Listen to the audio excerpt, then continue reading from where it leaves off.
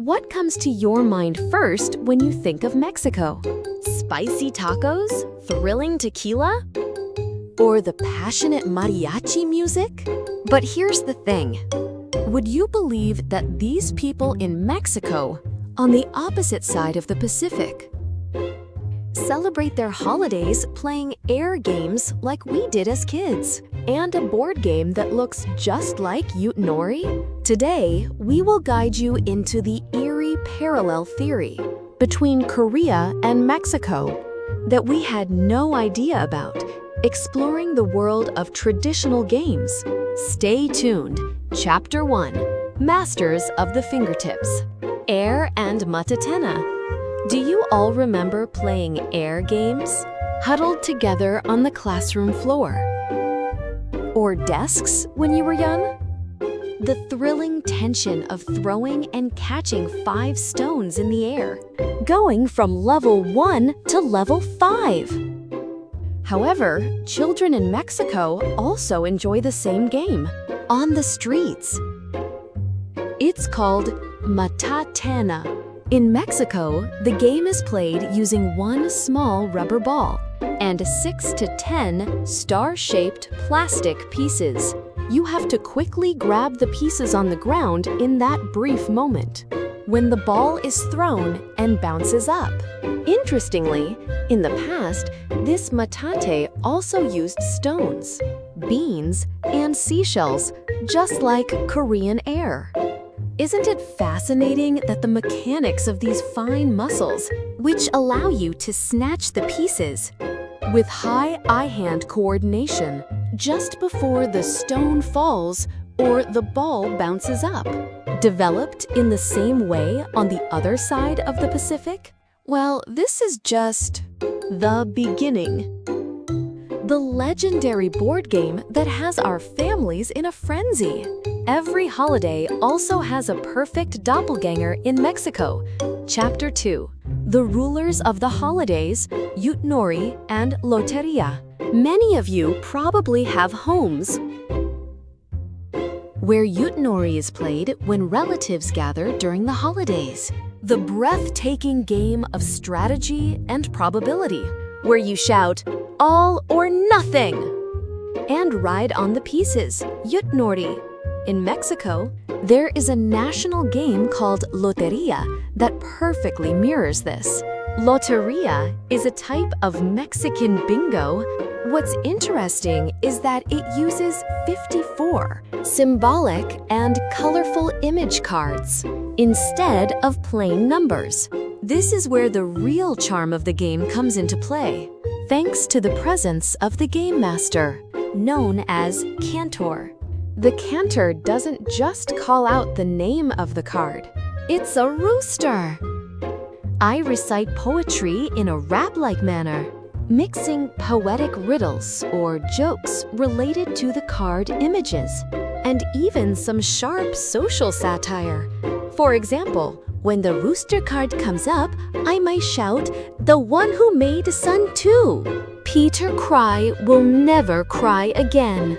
Doesn't it resemble the lively atmosphere of our community when we throw the sticks in Ute and cheer each other on with interjections and advice?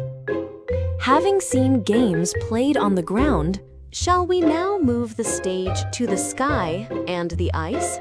Is there kite flying and spinning tops in Mexico as well? Chapter 3. Games connecting heaven and earth, kite, flying and spinning tops. To answer right away, of course there is. In Mexico, kites are called papalote, which is a very beautiful name, meaning butterfly in the ancient Aztec language. In Korea, on the day of the first full moon of the lunar year, we cut the string of kites to wish for the sending away of misfortune and the welcoming of good fortune, right? In Mexico, kites are flown during special holidays, like Day of the Dead. This is because it is believed that the kites soaring on the wind connect the families on the ground with the souls in the heavens. Both reflect humanity's earnest, yearning and hope directed towards the sky. and our spinning top that ruled over the frozen ice during winter. In Mexico, there is also a traditional wooden top called trompo. Both are made by carving wood, and they share the physical principle of being spun by being thrown with a string. The trompo is accompanied by flashy tricks, like spinning it on the palm or catching the top in midair, and it is still loved passionately by the people of Mexico. Now, after hearing this, a reasonable doubt will likely hit you. No way! Can two countries on opposite sides of the earth be this similar? Did someone secretly teach them in Mexico a long time ago? Chapter 4. Chilling Parallel Theory, the Key to the Secret. Surprisingly, there is a clear historical basis, not just speculation. It's because of the Manila galleon trade route. That lasted an incredible 250 years, from 1565 to 1815. It wasn't just silver, porcelain, and silk that crossed this vast Pacific trade route, connecting Manila in the Philippines, a former Spanish colony, and Acapulco in Mexico. Many Asians migrated to Mexico on those ships, and in the process, Eastern games and customs were naturally transplanted to Mexican soil.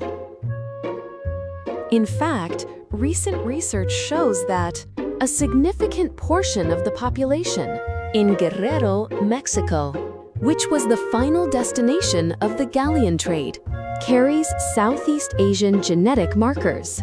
This massive migration of people has become a decisive factor in blending Asian play forms, such as air games and kite flying, into the indigenous culture of Mexico. How did you find the story we prepared today? Although there is the vast Pacific Ocean between them, the laughter of people from both countries, throwing and catching kites, has been resonating on a single frequency for hundreds of years. In a competitive society, traditional games that awaken the values of community and cooperation are truly fascinating and mysterious. The more you learn about them, don't you think? If today's video has satisfied your curiosity even a little, please make sure to subscribe, like, and set notifications. I will return next time